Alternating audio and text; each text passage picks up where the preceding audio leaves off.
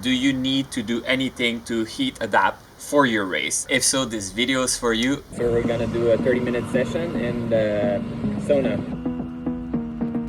First minute is always easy, and then your body just turns on the faucet.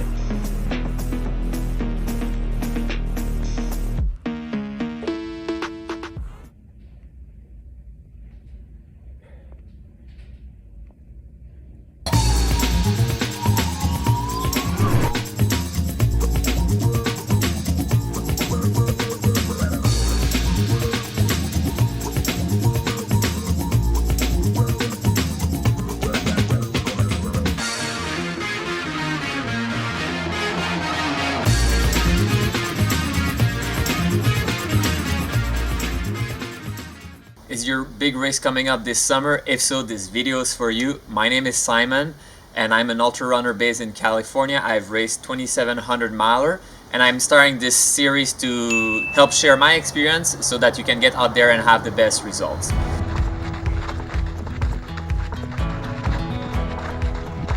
The first question you need to ask yourself is, do you need to do anything to heat adapt for your race?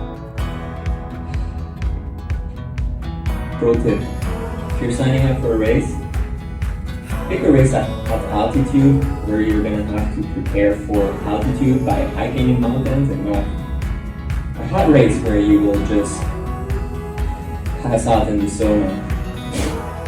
Today I'm going to share specifically how I'm preparing for Badwater 135. This is a 135 mile race in Dead Valley where the temperature will be approximately 120 degrees Fahrenheit or 50 degrees Celsius, so it's extremely hot. The truth is that there's quite a lot of race from my experience that you would benefit from heat training, but the flip side of that is that, do you have the time? And personally, I tend to favor running my full training block rather than heat adapting because it's extremely time consuming, but maybe you should. So some of the races that are obvious that you should probably prepare for that would be Western State, I think Javelina 100, Wasatch personally I would have recommended that. Sauna 100 is also one that I wish I had done that.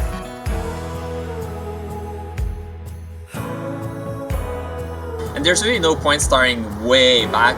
The reality is that you can adapt to heat fairly quickly. I think 3 weeks ahead of time is plenty of time to adapt for the heat, and before that just run your normal schedule.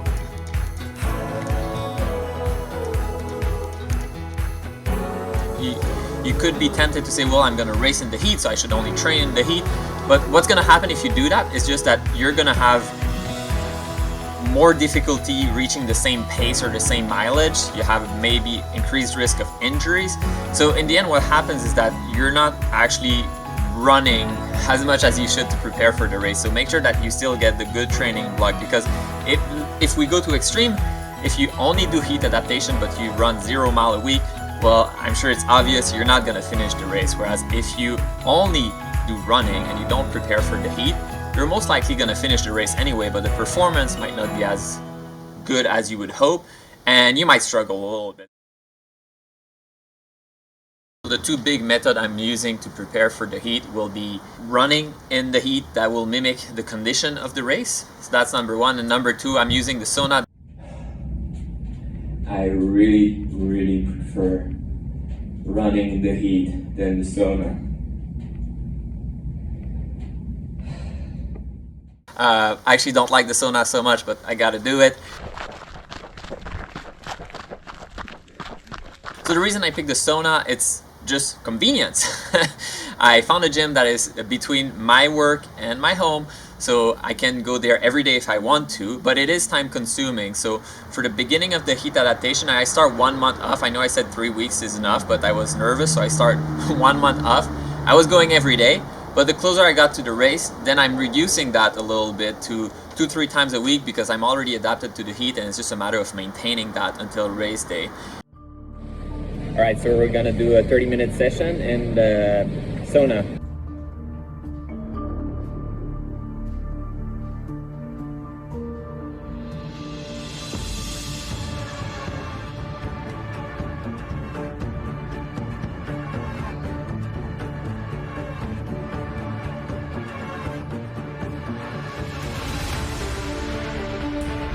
First minute is always easy. And then your body just turns on the faucet.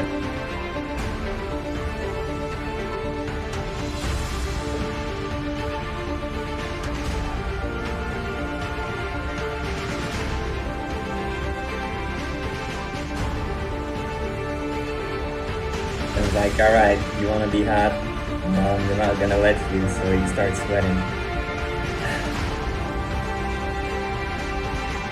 I usually try to go for about 25-30 minutes. At some point my heart rate will go up. Well, I always increase, but at some point for me it goes into 130. It's like sitting like this. And I start feeling a little bit worse, so I know that it's probably time for me to head out. When I'm in the sauna, honestly, it's kind of boring. I do bring my Kindle and I just read and I just wipe it if I start sweating on it.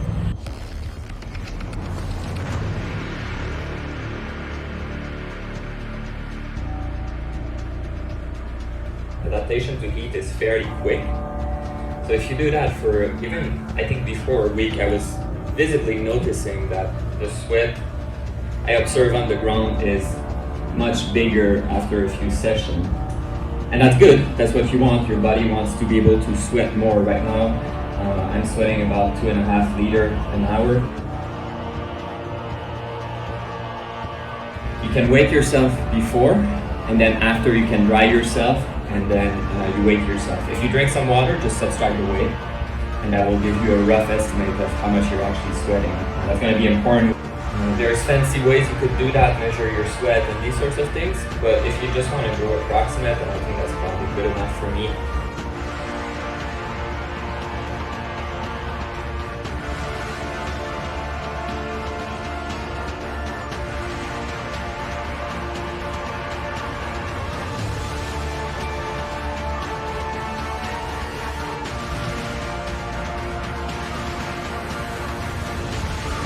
Much as this is not my favorite, the hardest thing for me is to be able to film before people get in.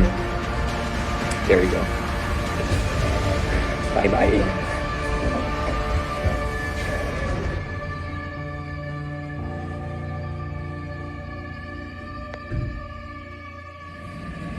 Taking a few minutes to rest afterwards. Could go drive right away, but honestly, if you do it well, I don't think it's exactly safe to jump in the car immediately. You will feel a little bit dizzy. Drink some water. If there's a pool, you could even just cool down there. So the reason I can't film inside, I could always do selfie, but to me it sounds like they're dubbing an adult film very loud, and then you have and you know, I want to spare you from that.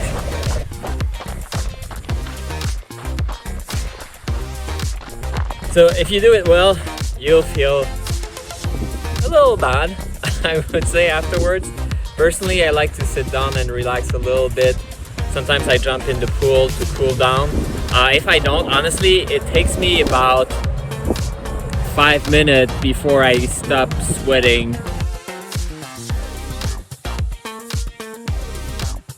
Yeah, it would be great to save some time and then run in the treadmill, but first of all, where are you gonna do that? I mean, maybe you can figure it out, but I cannot figure it out. You know, like I could go in the gym and steal one of their treadmill and then bring in the sauna and be that weirdo. But honestly, that's not feasible. But even if that was the case, the thing is that there's really two things you could decide to do. You could try, and you could mix them, and that's what I do, right? That's what I'm showing today, is you could acclimate in the climate that you're gonna be racing, and then you're actually running at that temperature, or you go in the sauna. But the sauna is much more hot than you would run, and I struggle staying in there more than 30 minutes. And the reality is that you would just get the worst of both worlds. Instead of really being in a hot environment for a long time and adapting to heat, you would need to cut short your heat adaptation, the time in the sauna. And instead of doing a good run, you would be physically as destroyed, but you would do a poor run. I tried to do a session of about 30 minutes. At the beginning I was closer to maybe a 20-25 minutes, and now actually I'm able to go up to 50 minutes.